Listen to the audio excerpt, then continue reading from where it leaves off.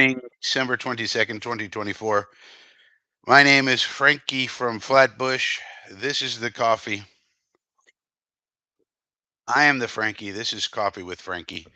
Let me know if you can hear and see me okay out there. We got people in the chat room already. Phil Adams is here. Phil, can you hear me? He says, season greetings to the Army from the UK. We got Nightshade Jones over here. Jet fans. Harlan Abraham is here. He's got his chock full of nuts, I'm betting. Can you guys hear me okay? Let me know in the chat. Phil, Harlan, how's the audio? We always have problems with the computers and with this and that. So we got to check it out in the beginning of the show before we get going. PC Salami, downright baloney. Yeah, can see in here. Okay. Phil Adams says licking chicken. All right. Like it, like it. All right, good. So we got the audio going, we got the video going, we got the backdrop going, we got everything going on here as the Jets plan to take on the Los Angeles Rams. It's going to be about 15 to 20 degrees over at Jet Life Stadium. It's going to get up to about a nice 65, 70 degrees here in Florida, but it'll be very, very cold. And we'll see how Aaron Rodgers and the boys do against these LA Rams. Uh, we'll see. So Nightshade Jones says, "Did you get your computer fixed? We don't got no time for your problems over here." Well, the computer fixed itself. What I did was I rolled back the Windows update. Apparently, the Windows update screwed it up. So I had to roll back the Windows update, and it's been okay so far. We'll see how it holds up today. You never know with this hardware when it's going to break down because it wants to. Who knows why? Nobody knows why. Uh, oh, Harlan had to miss last week. Well, we missed you, Harlan Abraham. And in case you missed it, one of the greats, one of the all time greats that had an impact on New York sports, passed away yesterday. In case you missed the news with everything going on. I mean, yesterday was a crazy day for football. We had the college football playoff going on. We had two high profile NFL games going on where the referees handed yet another win to the Kansas City Chiefs, as they seem to always do. So, in the midst of all that, you may have missed the news that Ricky Henderson has passed away. Now, Ricky Henderson, is known mostly as an Oakland A, and rightly so. But he had an impact on New York sports as he was a New York Yankee for a long time. He was one of my favorite New York Yankees. He was one of my favorite players of all time. And, what a fun player to watch. To watch. What a unique, fun player. Do you guys remember the snatch catch? When I was a kid, the snatch catch was the greatest thing ever. And of course, I would then, every catch I made in the outfield of the PS 207 schoolyard would become a snatch catch because, I mean, is there anything cooler than a snatch catch? I don't think so. In addition to everything else Ricky Henderson did, he also invented the snatch catch. And I think that should be recognized as one of the all time great. It had no consequence to it. Like there was there's no reason to do a snatch catch. So it was all on the cool points. It was just a cool thing to do to snatch the ball out of the air as it's coming to you. And it didn't really, there was no tactical reason to do it, no strategic reason to do it. Greatest leadoff batter of all time, people will say, and I would tend to agree. He's the all-time leader in stolen bases. I don't think we'll ever quite see another player quite like Ricky Henderson.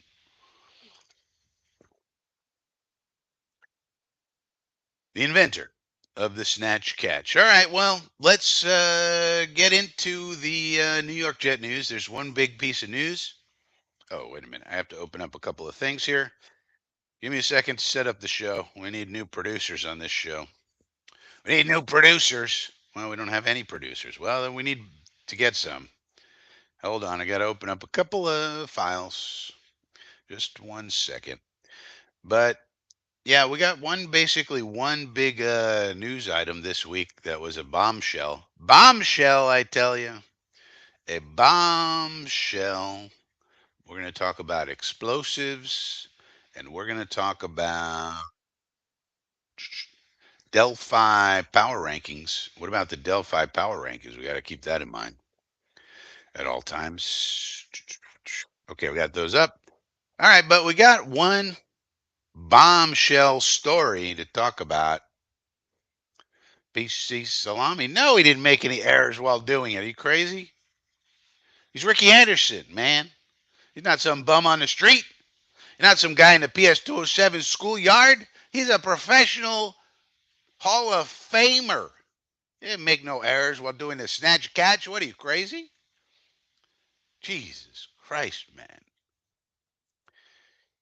Um, so let's do a share screen. Eh, so yeah, this works. Okay. So here's the little agenda for the day. We got Ricky Henderson right here. There he goes. But the big story of the day, of the week, really, is this one. As reported in the New York Times, The Athletic, Zach Rosenblatt and Diana Rossini. Zach, the human caterpillar, Rosenblatt, and Gossip Girl over here, Diana Rossini, uh, put out this article this week.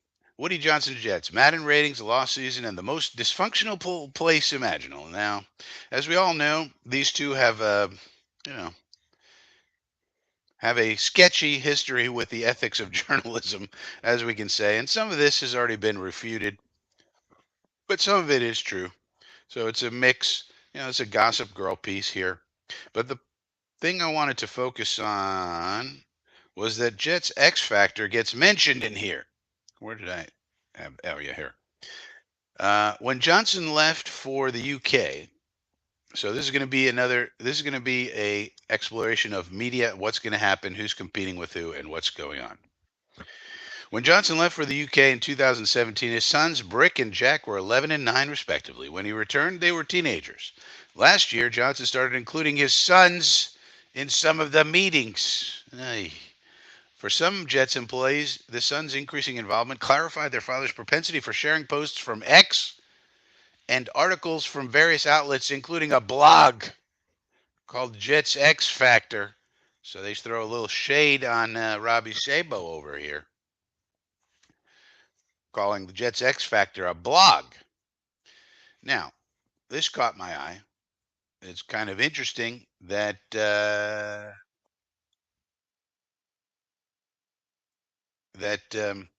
you know, hey, they're talking about Jets X Factor and things of that nature. Now, as you know, I did some reporting of my own on in a video called Media Masters about what's going on with these media outlets and how the indie media is starting to gain traction on uh, some of the traditional media, let's call it legacy media. And I used some of these as examples over here. And the big kahuna was the Jet X Factor. We wondered what was going on with Jet X Factor. But some of these are starting to become indie, these indie ones, Chat Sports, All City, Badlands, Roundtable, and there's many, many others, are starting to, get a little larger. They're starting to conglomerate and they're starting to challenge a bit some of the legacy media. Now, here's what Robbie had to say about this article. So Robbie Sabo, the owner of Jets X Factor, along with Nania and Blewett, Joe Blewett. Uh, for those unaware, I am also a football coach, in addition to Jets X Factor blogging duties. Regarding how the Athletic referenced JetX as a blog, well, it's pretty damn ridiculous. By any objective measure, JetX Factor is anything but a blog. It's a fully credentialed platform with an in depth editorial process. Okay, something that the Athletic does not have. leading the charge. No article is self-published or posted without at least a pair of editing eyes having done its job. We also feature a team of active writers consistently in the double digits, which is no small feat for an independent platform that has never had an ounce of financial backing. This is what we're going to get into. Yet consistently attracts upwards of 750,000 monthly readers. So that's pretty good. No matter JetX factors, okay, then he goes into it's not a blog. Now, what I want to see Robbie succeed as a business. Robbie Sabo, this is. I think we need more competitors to the mainstream media, um, the legacy media. For example, I'm not so sure why we have to give a press pass to the Athletic when they continually put out this garbage about us. Why do they have to get a press pass? They can print whatever they want, but why does Zach Rosenblatt get access to the facility? He's clearly a caterpillar. Look at that, like Caterpillar Boy and Gossip Girl doing another article, bullshit and half truths and a contextualized stuff. So why do they have to get a credential? You could take that away and give it to somebody like Jets X Factor if Jets X Factor could get up to a reasonable level. So let's talk about the changing landscape of media in our current situation. So to understand what's going on with New York Times and The Athletic, we should probably take a look at the New York Times, which the New York Times is a public company. They own The Athletic. And so, because they're a public company, we can see what they're all about. We can see how big they are. Why? Because we have this thing called a Form 10Q. There's also a 10K form. These are things that they have to put out because they're a public company. So the good thing is that we can then see what they're all about because they have to tell us their numbers because they're a publicly traded company. That's the trade-off. Now, this right here is the balance sheet, and a balance sheet has one thing about it that it must do. Now, for the class, what is the one thing that a balance sheet must do? This is where the people in the chat, this is when you respond. What is the one thing a balance sheet must do? Waiting for responses.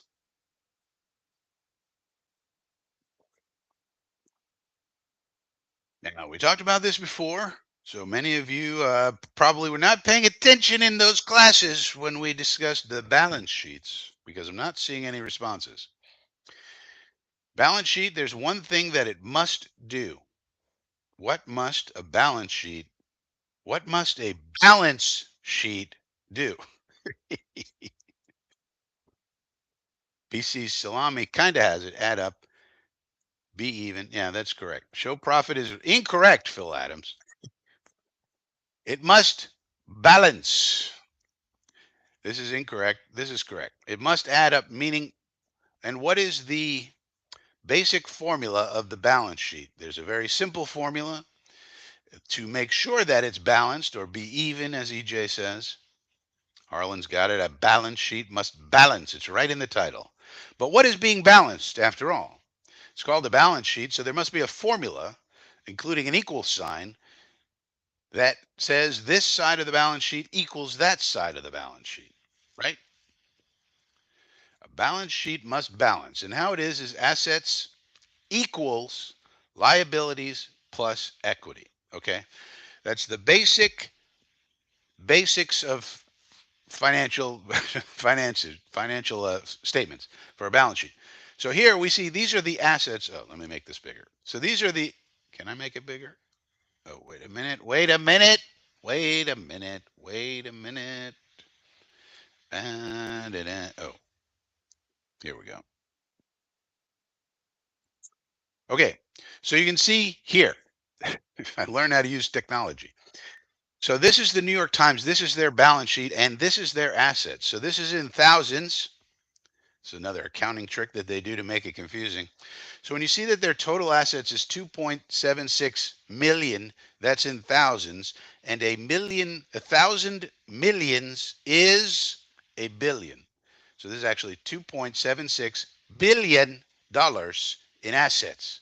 So we're talking about the size of the New York Times, including the Athletic, which is, when you're talking about what do these people like Gossip Girl and Caterpillar Boy, what kind of backing do they have? Are they backed by so substantial company? Yes. The New York Times has $2.76 billion in assets. Now, that doesn't mean that that's profits, but just to show the size of the company. Then the other side of the balance sheet is the liabilities and equities, which are right here. You can see their liabilities, 320,000 thousands means 3.2 million, and the stockholder equity, 1.8, and then this side of the balance sheet, 2.762,101 has to equal this number, 2.762,101. You see this balances. It cannot not balance, otherwise it is not a balance sheet. Now, the next report shows you, they call this the statement of operations, otherwise known as the net income report. And they show net income down here of 64,000 thousands, which means $64 million in net income. So even after all of their expenses, they're pulling in $64 million in profit after everything's paid out. All their expenses, they pay everybody, all their vendors, everything else. 64 million sitting on the balance sheet in cash, cashola. So this is a very powerful company. This is what I'm trying to say.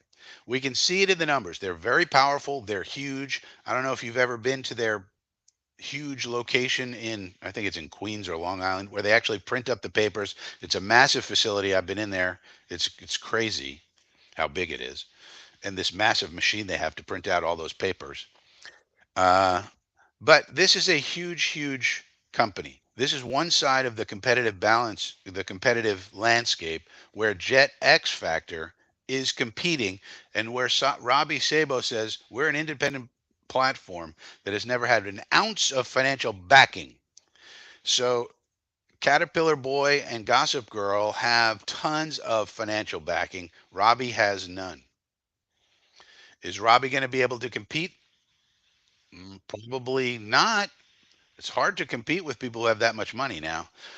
What about the independent media in general? Well, we have other examples.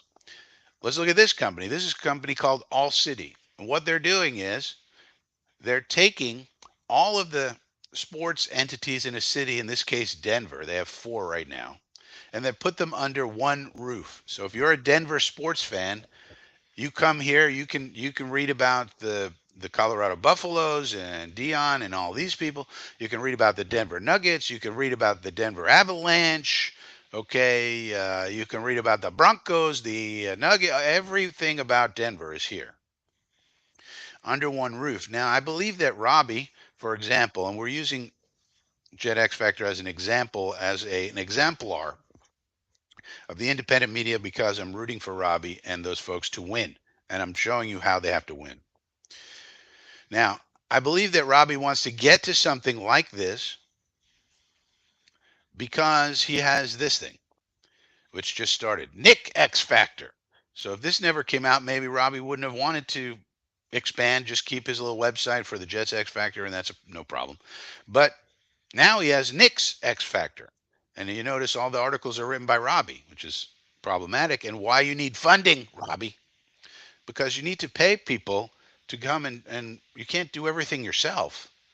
You're going to have to hire people, and you're going to have to expand, because what he could do is look at this as the example. Now, these people from All City, the company that runs this is called All City, right here. And they've already done two rounds of funding. The second round of funding got $12 million. First round of funding, they didn't reveal, but they've done already two rounds of funding to get this website. And you see, this is a nice website, right? To get this website up and going. And it's got all the teams and all these different people writing about it and doing podcasts. Look at all these people. And I assume these are all paid employees, which is where Robbie really needs to get to go, in my opinion, to where all of his contributors, like these people here, all are paid and get, can do it full time and get credentialed and go to the facility and become real journalists, which means you have to pay for their, benefits and all that. But look, they sell merchandise. Then you got the hockey team. Then you got the basketball team, and you just keep going. And whatever your interest in Denver sports is, they got you covered. And I would think that Robbie wants to do the same for New York. Now, All City has not yet come for New York. They're going to come for New York. And when they do, they're probably going to eat Robbie's lunch unless he goes and gets some funding. So this is one example. Here's another example of independent media. This is called CLNS. This is for the New England sports teams. So this is another independent outlet, CLNS Media, and you see they got the Boston Bruins, they got the Patriots, they got the Celtics, all under one roof. And of course, they got our owner being a clown over here because why not? There he is, Bedard, and Greg. So basically, like this guy Greg Bedard is basically the Boston Robbie Sabo, essentially. So he's featured here. And you see, they have all of the Boston teams under one site. You see, this is nicely laid out. Not as nice as the other one, but it's another example of an independent media trying to cover all of a region's sports teams in one. Then you have another example. Now, look at this. This is not good. This is Greg Bedard's site. He has his own site, and this is not a good website. Look how terrible this is. And this is what happens when you don't have funding. Now, Robbie's site is much better than this. I mean, this is all over the place. Somebody needs to totally redesign this. And this is an example of a poorly designed site with no funding. This is what you get. And this is what we don't want the Jets X Factor to become because they stubbornly refuse to get funding. And these are the competitors that Robbie's going to have to face and others. It's not just Robbie. I'm using Robbie as an exemplar here because it's all these people. All these people are trying to become All City, basically. Roundtable Sports is Richie from Jets Media. Badlands is Joe Caporoso and Connor Rogers and those guys. They have Flight Plan. They have Turn on the Jets. They're consolidating. They're all trying to become. Chat Sports has its own branding. They're all trying to become like All City, in my opinion. Have all the sports under one roof and become a respected, very respected outlet that can replace these people eventually. Because eventually we got to stop having Gossip Girl have a significant role in operations. One, oh, I probably should have mentioned this in the beginning, but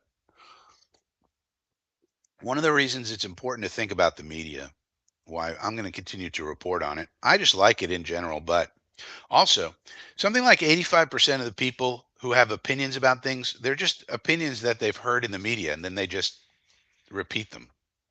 So the media has a disproportionate effect on the fan base based on the narratives that it feeds the fan base.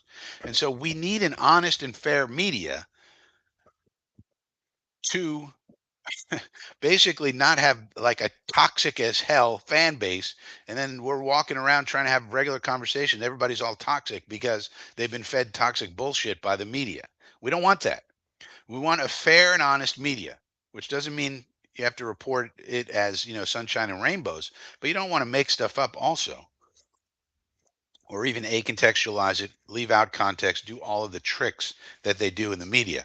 There's another video on this channel called Media Masters. I highly recommend you check it out. It goes into depth about that. But it's important because most people will get their opinions from their media outlet of choice, grab it, and then just repeat it. An example is perfect example. The last couple of weeks before he decided to go back to school, everybody was saying Drew Aller of Penn State, the quarterback, is the next Josh Allen. Well, why were they saying that? Because if you watch Drew Aller, even though he's a great prospect and he does have a rocket arm like Allen, he doesn't run like Allen. So why were they saying that? Well, they were saying that because Kyle Krabs of the 33rd team, who is a respected scout, I would say, put out a tweet where he was comparing Aller's development to Josh Allen's development at Wyoming. People misinterpreted that Drew Aller's the next Josh Allen, and then they just started repeating it. That's an example of the media put something out, and then everybody suddenly has that same opinion. And Kyle Krabs had to put out a tweet that said, "I didn't mean that, guys. What are you doing? I meant he's in his development. where Allen was at Wyoming, which, if you remember, is not the same as Josh Allen today. Josh Allen has done a great deal of development in his time in the NFL to get to where he is now, and he's probably going to win the MVP this year, I would say, him or Lamar. So, so that's why it's important that we focus on this. I don't think it's good that we have people who are willing to put things out that are half truths, a contextualized information, and things of that nature. I just don't.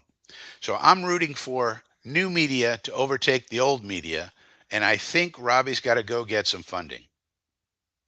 Never had an ounce of financial backing. Well, that's why you're writing all the articles, Robbie. You need to hire some people and pay them money, and the way to do that is to get some funds in. So I think he needs to get venture capital if I were him. Now, if he puts out shares, if he wants to put out private shares, I'll happily purchase some. But he needs to go to some heavy hitters. He needs to go to somebody like Gary Vaynerchuk and explain this to him. I mean, I think Vaynerchuk would love to fund. He's not going to be involved, but he'll write a check for something like this. And that's the way it goes. And you get some money, you hire people full time, they can start working, they can produce way more content because they're working full time, they don't need another job. You're paying them, benefits, and but that's what you need your financial backing for. Remember, these guys here to make this site look how good this site is, right? I could go to live video right now. There'll be a live video going on right now. There's a bar. They have a physical bar in the town somewhere.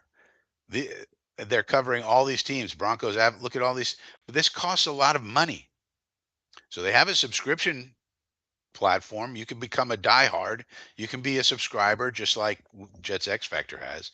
But they also have ads, and they also took VC money, and that's how you have to do it. And then they get a team of this many people: one, two, three, four, five, six, seven, eight, nine, 10. They got 10 people working on this site at least. These are just the people who put out content. How many people are running the website, doing the IT and so forth and so on. But to get here, you got to get to the probably 20, $25 million in funds from a VC, and you pick a VC that's going to be a strategic partner for you as well to help you with business strategy. How are you going to compete and win? Because when these guys come for New York, they're going to come with tons of money. They're going to come with all really good riders, and you might lose. And I don't want Robbie to lose. I want him to win. These guys probably are going to stick in Boston because this is all Boston type stuff. Same thing with this. But this is the one to watch out for because they have Denver, they have Philly, they have a few others. And the next logical one to go to would be New York. And when they do, if Robbie can't compete with them because he doesn't go out and get some funds, he's going to be in trouble. So I'm rooting for Robbie and everybody else on the independent side. But you got to go fast, man. You got to go fast because the way to compete with these guys is to go faster than them. In order to go fast, you do need some money. And it's nice to collect memberships and so forth and so on. And that's how they support this is through your memberships. And I would uh, highly recommend people get a membership here. But it's not enough. I don't think. I could be wrong, but that's what I think. So we'll see. But that's the most important thing that came out of this article to me.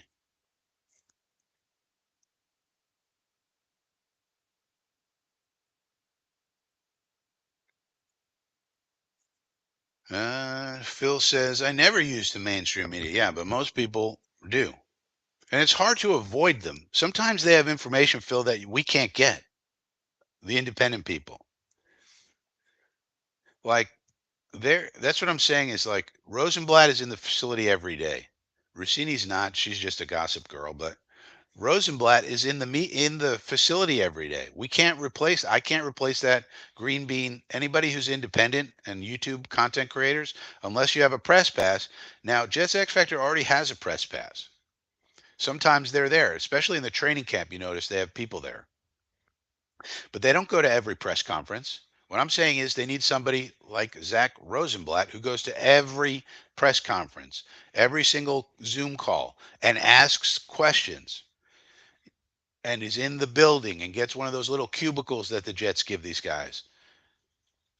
It can't be a part time thing, in my opinion. You got to step up the game because there's only, how much information does Zach Rosenblatt get from being in the building? He's exchanging numbers with people, he's exchanging numbers with players. And how much of this is going on via text message, by the way? It's all text message these days. So you don't even have to talk to a person. You can just send your bullshit information to Diana Rossini via text message because you're a disgruntled employee who got fired. You know, that's half of this is coming from fired employees, by the way. Um, but that's the problem. Rosenblatt's in the building. The enemy is in the house. That's the problem. They We need more, let's say, ethical. All I'm looking for is ethical. Doesn't have to be favorable, just has to be ethical. Ethical journalists. And there is a standard for ethics in journalism. And something else that some people might want to do if you have money is come up with like an ethics in sports journalism group, a nonprofit that you could form. And you go to, there's a trade organization of journalists that put out the standards of journalism, and you use that as your Bible.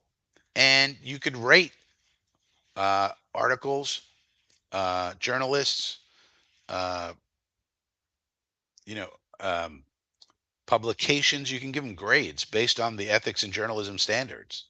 And that way people would know, oh, the Athletic gets a D minus for ethics and journalism. I'm not going to listen to them. Oh, but Jet X Factor has graded out as an A plus as ethics and journalism, for example. That would be a great service to do, to do to the for the sports journalism world. Now, maybe people aren't going to be as passionate about that as, say, like political journalism and stuff like that, because they might think, who cares if somebody's slamming Woody Woodpecker and the Jets, right? But at the same time, there are a lot of passionate sports fans. So a nonprofit like that may be able to raise the funds necessary to do it. And you just grade out the journalists. How ethical are they? And you compare them to the standard. And there is a standard. And if somebody would do that work, I would bet you Zach Rosenblatt would get a D minus. Diana Rossini would certainly get an F. She's just Gossip Girl. Michael Silver, I don't even know who that is. This is a new guy on the scene. I mean, they need three people to come up with one article like this. What does that tell you? It tells you that Rossini, Gossip Girl, is getting all of the information from the former employees because she's not in the building, right? All the disgruntled employees are feeding her information. And then Zach Caterpillar Boy Rosenblatt is getting all the information from people in the building who are feeding him information for some reason. I don't know why. And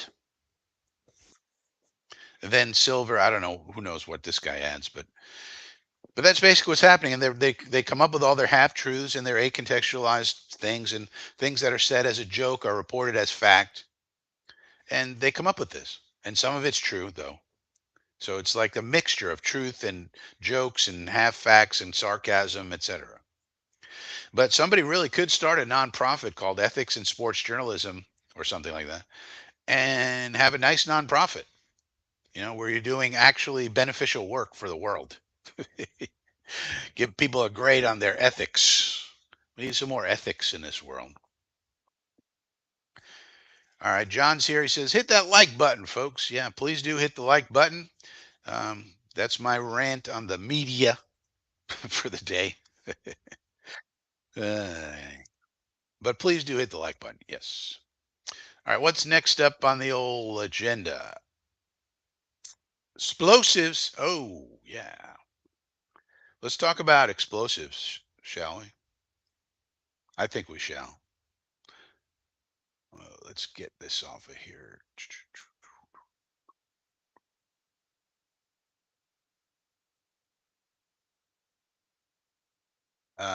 And let's get also that's under here. All right.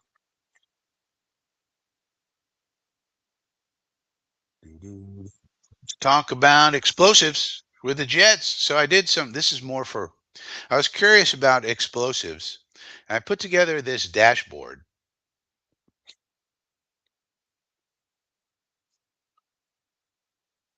Yeah, so it was Wild Wave. So it is half truths. It is acontextual, and Woody already has. If you read the article, they have a spokesperson addressing some of it.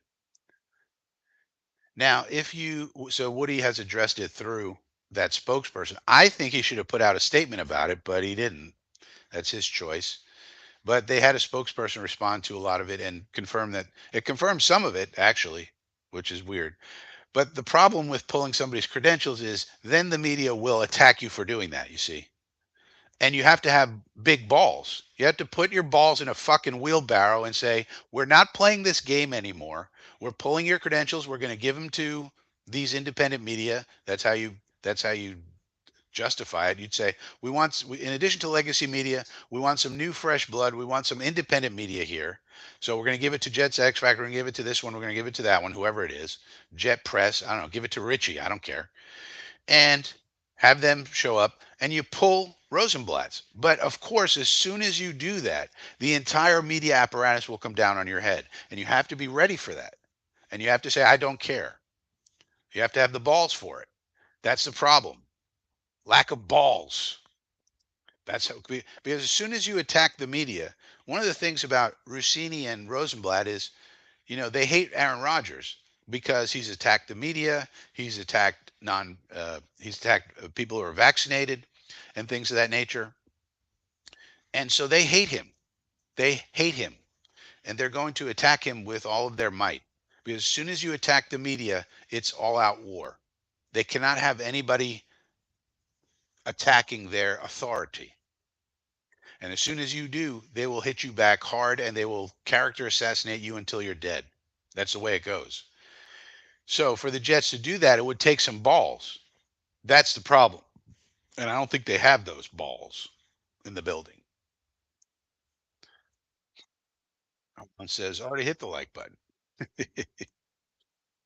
Well, then it doesn't apply to you, Mr. Abraham. It applies to everybody else. All right, so let's talk about explosives. Have you ever wondered how many explosives per game the Jets get? Well, I did. So I looked it up based on my proprietary drive chart data to figure out how many explosives per game are we getting over here. Now, an explosive is defined as a running play over 10 yards or a passing play over 20 yards. That's the definition of an explosive. So so you can see on the left, this is the amount of explosives that we've had per game. So the first two games we had 4, then we had 8, then we had 7, so forth and so on. Um, and we've had basically two major events offensively. You could argue there's more, but two major events I would say that changed things for the Jets on offense this year. One was when we changed the play caller, which happened after the Vikings game, after Saleh got fired. Um, Todd Downing took over from Nathaniel Hackett as a play calling duty, and Rodgers had his seriously injured hamstring, which happened in the fourth game of the year against the Broncos. So this takes a look at those things. So when we went from Hackett to Downing, so these are the number on the left is the number of explosives that happened in a game. Then we averaged out under Hackett, we averaged 5.22 explosives per game. Under Downing, 6.33. So that's pretty good. Now, when Rodgers has been healthy, we get 6.28 explosives per game versus unhealthy 5.63. Now, he's been unhealthy for most of the year. I'm terming unhealthy as when he had those leg injuries and Rodgers got back to full health as far as we know against the Dolphins. So less of a sample size for the healthy Rodgers. at least healthy Rodgers and Downing. Because you may say, well, what about the times when he had Todd Downing as the OC and he was healthy versus Downing and unhealthy and Hackett unhealthy and Hackett healthy? So that's what this little chart says. So the best combination is when we have Todd Downing as the play caller and Aaron Rodgers is healthy. We average 7.5 explosives per game. That's the best combo. The worst combo is Hackett and unhealthy. And this, you might expect this. So Hackett was worse than Downing, according to this. And we've been worse when he's unhealthy. So, of course, with Hackett in the unhealthy games, we only got 3 explosives per game. Downing and unhealthy, we got 6. So Downing has been a step up from Hackett, and being healthy has helped us have more explosives per game than being unhealthy for Aaron Rodgers. So this is partly me working on my data visualization skills, but I thought it was kind of interesting. It gives us some information. And then I was also able to do something like this, where when you change this guy, it automatically changes the chart that you see. So as you can see, my dashboard building skills are growing. So that's kind of interesting, where you have a drop down here and then the chart responds to what you choose automatically. So that's explosives. Nothing too exciting, but we have gotten better with that, um, with Downing and as we've gotten health. Now, why are explosives important? Well, explosives are important because offensive coordinators will tell you if you get 2 explosives on a drive, you're certainly going to score. So they're always looking for explosives, and the defense is trying to prevent explosives. It's one of these new data points that modern day coaches will look at. How many explosives are we giving up? And how many explosives are we getting? Um, and in fact, when Bobby Salads got hired, one of the first things he did, he put a sign on Jeff Ulbricht's door. Do you remember what the sign said? What did the sign on Jeff Ulbricht's door say that Robert Saleh wrote? What did Robert Saleh write on the sign to put on Jeff Ulbricht's door? What did the sign say? The prime directive.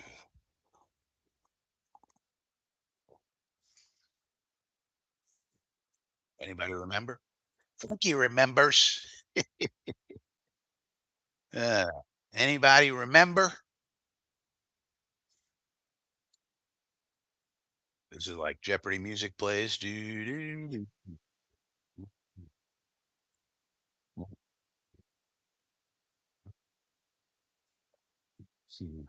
do, do, do, do, do, do, do, do, do.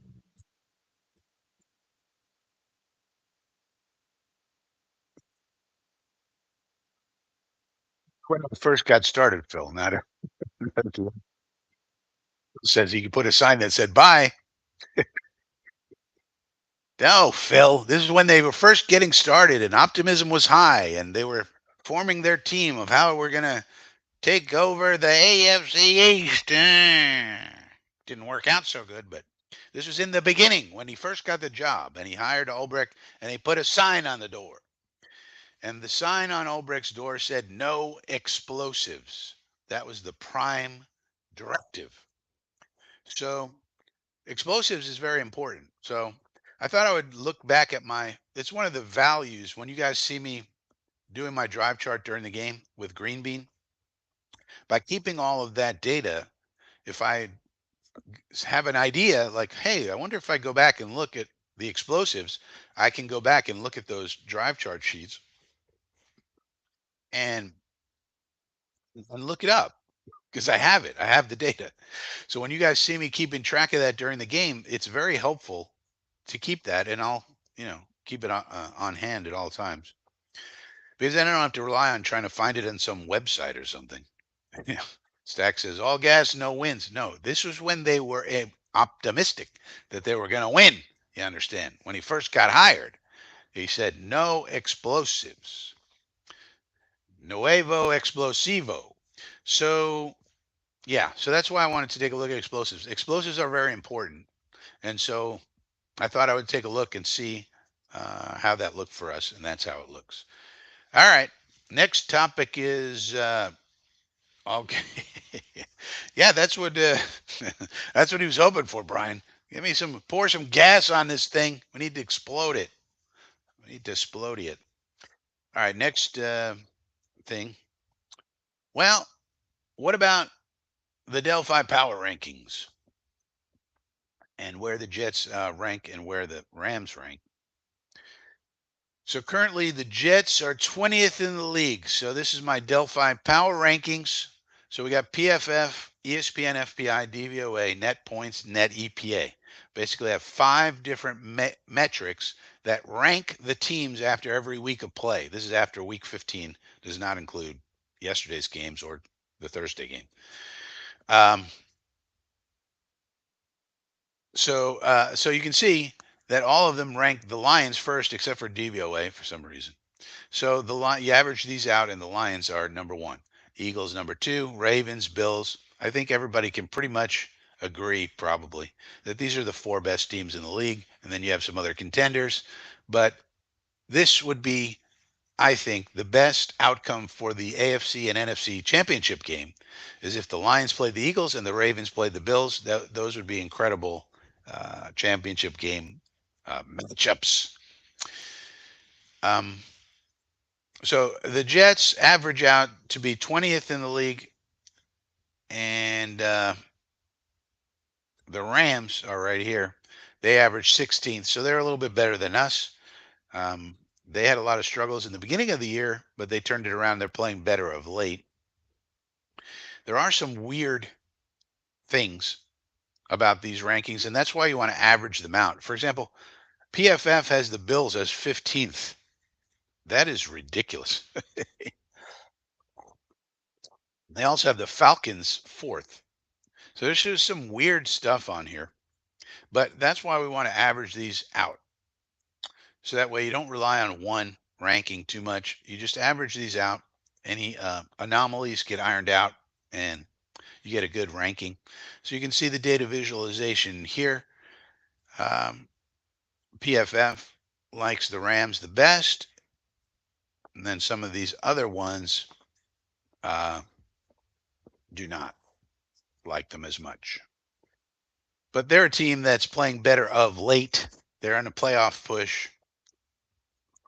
I suspect it's going to be a tough game for us to win unless we can win in a shootout. Our defense, no bueno. All right. So that's all I have for as far as the presentation is concerned. Let me know if you have any general questions. Otherwise, we'll call it another day as far as a Sunday coffee with Frankie. I will be over with Green Bean and the boys during the game, during the watch along. I've got the link. Oh, here's a programming note. Over on Green Bean channel. So we will be on the Green Bean channel, but there's a programming note here. Uh, Over there, it's going to be me and Jeremy only. Green Bean will be in the car driving with the family during the game, unfortunately. So no Green Bean on the Green Bean channel. So you may or may not want to come over and hang out with me and Jeremy. I'm going to make Jeremy do all the heavy lifting. I got to record my drive charts. You know what I mean? I'm going to make Jeremy do all the heavy lifting. Let's see if there's any latest news. Not really. Antoine Staley, temperatures are currently 19 degrees with the wind gusting at 19 miles per hour. Also feels like 15 degrees right now in New Jersey. So fans going to the game, enjoy that. Sweater weather, doesn't seem to be any late breaking news as of this moment. So there you go. Yeah, no late breaking news. Yeah, you wonder. I mean, what are they even looking at? I mean, Kirk Cousins is getting pulled. They're going with Michael Beanish. That'll be exciting to watch to see what Michael Penix can do for the Flacons. But you have to really have to wonder about it. Green bean en route to Miami could be. Yeah, he's en route to somewhere. Indy Jet says, "Hey, Frankie." Yes, sir. Sure, you and Jeremy will carry the show. I don't know, Arlen. I would kind of like Green Bean. Green Bean kind of moves the puck around. Like Jeremy's going to have to handle all the backstage stuff. I'm not going to do that. uh, I got to keep track of the drive charts, man. That's my thing. I got to tell you how many times we're in 12 personnel. Otherwise, the whole operation will fall apart. Obviously,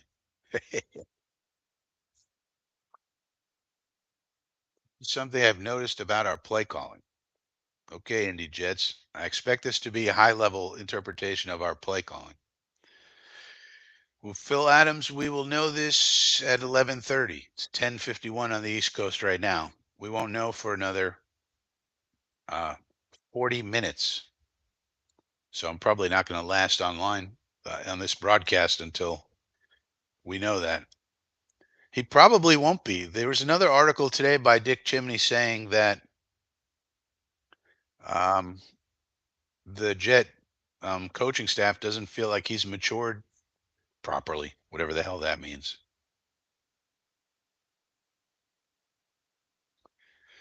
Oy. Indy Jets, why can't we call back to back run plays? Well, we could. It depends what the defense is doing. If they're stacking the box, you don't want to do that. The people who determine what play is run mostly is the defense. I don't know why I have to keep saying that.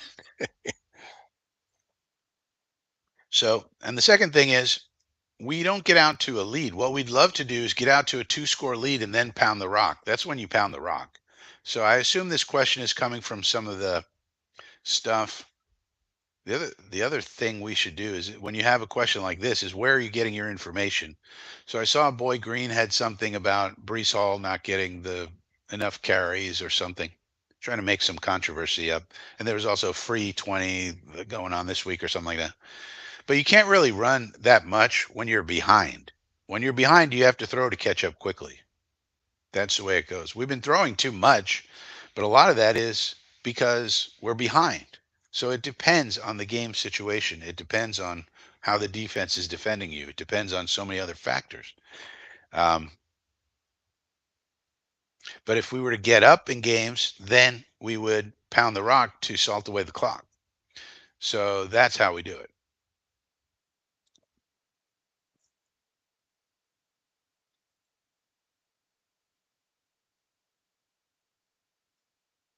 Well, if you do that, then we need to just check down to a hot receiver, right?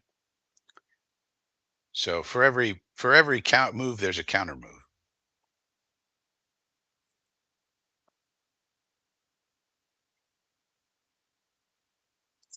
Yeah, this is an interesting question. I don't know because Brian, I think we all agree that Sean Jefferson is a good coach as far as we know. You could have some qualms with Zach Kazani, who was here before, and whoever was here before Zach. But Sean Jefferson, we all think is a good coach, right? So I'm not, Indy, I'm just talking in generalities.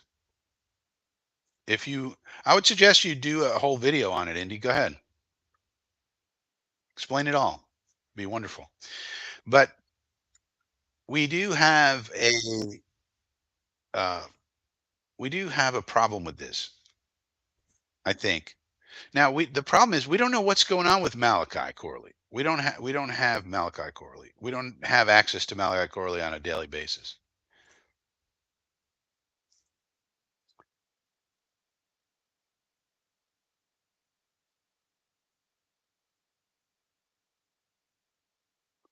And we don't know what he's doing. Maybe he's not mature. Maybe he's a completely immature young man. I don't know. Do you know? We don't know.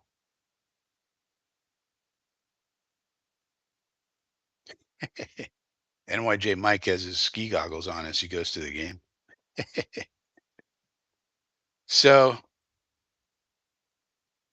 I don't know why we can't do it. I mean, I guess you could point to Garrett Wilson as a success, but he was, he was wowing people right away. We've gone through different coaches. We've gone through different coaching staffs. We've gone through different wide receiver coach, offensive coordinators, and they didn't develop Mims. They didn't develop Corley. They didn't develop anybody outside of Garrett. Why that is, I don't know. But I think that's something that Woody Woodpecker needs to be talking to the new head coach and say, okay, what is your offensive coordinator going to do to develop these talented young men that we have? Everybody was so excited about Malachi Corley when we drafted him. We had him high up on our draft board. Um, Denzel Mims was a second round pick. Um, Xavier Gibson is someone that we were excited about. Jason Brownlee was someone that we were excited about. These are UDFA's, but somebody had a third round grade on Jason Brownlee. So why haven't they developed? What's going on with Xavier Gibson? Why can't he do anything? It's a good question. I don't know the answer, but I would think Woody Woodpecker is going to have to ask the new head coach, how can we develop players in general, whether it's quarterback position, wide receiver position, offensive line position. I mean, this year we got pretty lucky with offensive line. Olu's developed pretty well. So I don't know, man. I don't know, man. But I think there has to be a plan. But there has to be a plan, Brian. Like the head coach sets the tone, right? So the head coach is in charge of all the other coaches, and he has to figure it out. Maybe we need more coaches or less coaches or a specific development coach. Why don't we just hire a development coach who works with the quarterbacks and the wide receivers and running back, say, just call it skill position development coach or something? I don't know. There has to be a plan because developing players is essential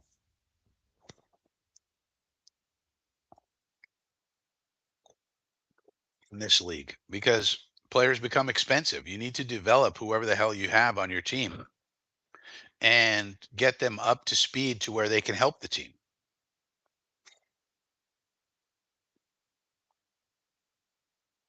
you know? But I would say that's on the head coach. The head coach is the boss of the coaches.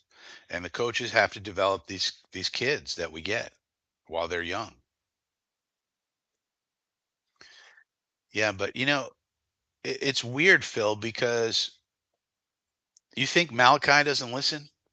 Malachi, for all intents, everything we read about Malachi, he's a great kid too, who listens and takes notes, and it's important to him and all that stuff.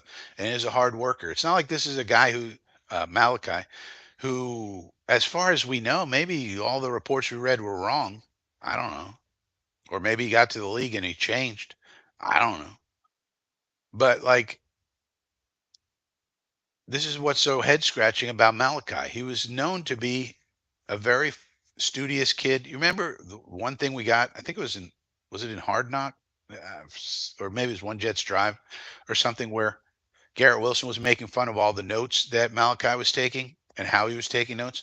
But he was taking notes. He had he had the notes. Not like he was falling asleep in the meetings. You know what I mean?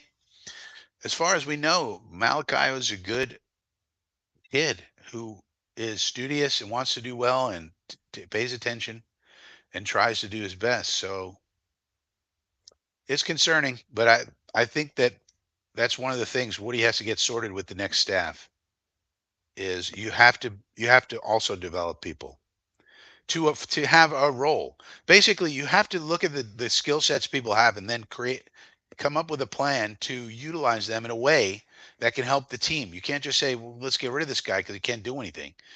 I mean, um, look at what's going on with um, Makai Becton, right? Makai Becton goes to Jeff Stoutland and the Eagles. Jeff Stoutland takes a look and goes, "Yeah, you know what? We got an injury at guard. You can play guard." And he's like, "Okay." And now he's playing really well at guard because he developed him there because he's a good coach. It's a good job by Stoutland.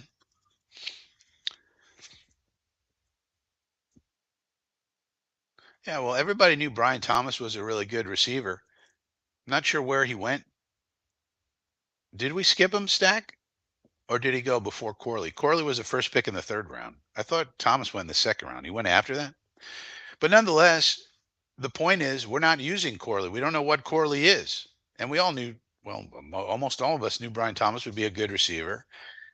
And he's going to give lots of teams the business, Stack. He's a good receiver. Like, I don't know. I'm not sure why people overthought it with him. He's good. He's fast. Catches the ball. He's a good receiver. But the point is that we have no idea what Corley is because we don't even use him. We don't develop him. We don't use him. And then the quote that comes out in a Dick Chimney piece is the coaches feel he needs to mature more. What the hell does that mean? What does that even mean? He's not an immature kid. He's not going out and doing weird stuff. So it's confounding.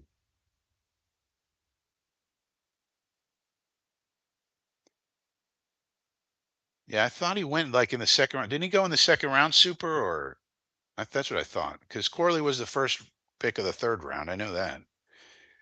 But BTJ, now I think we had him rated above him, which is kind of crazy.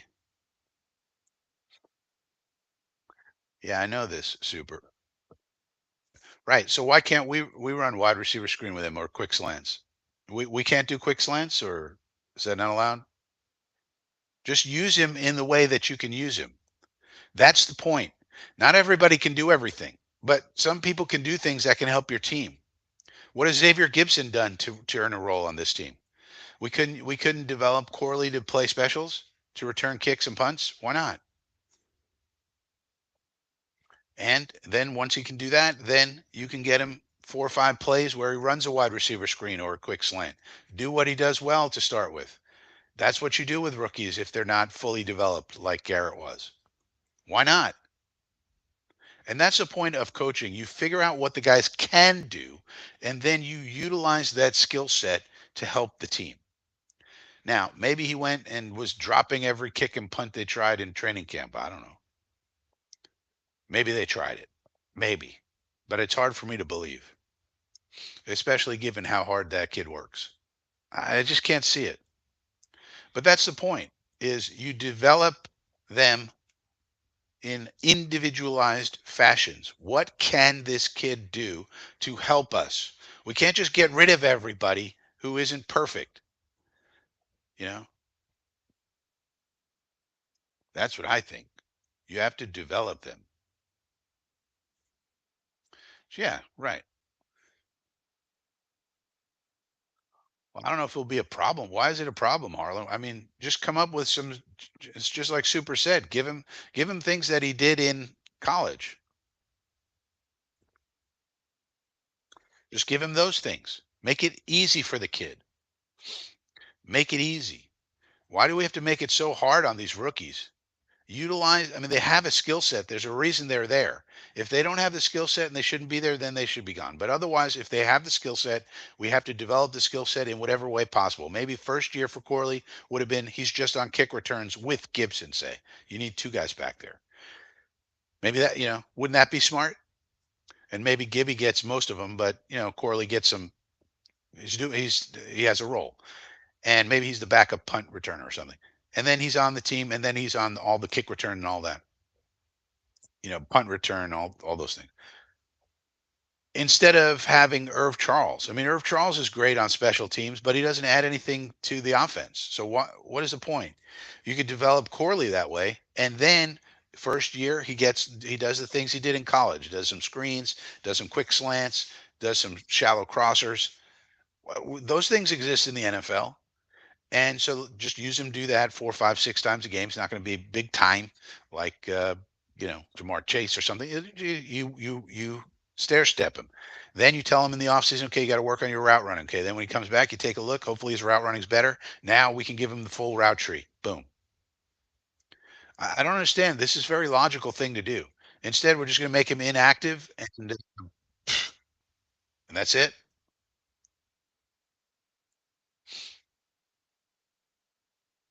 Thomas went. Oh, he did go in the first round. Well, yeah. So we didn't really have a chance for him.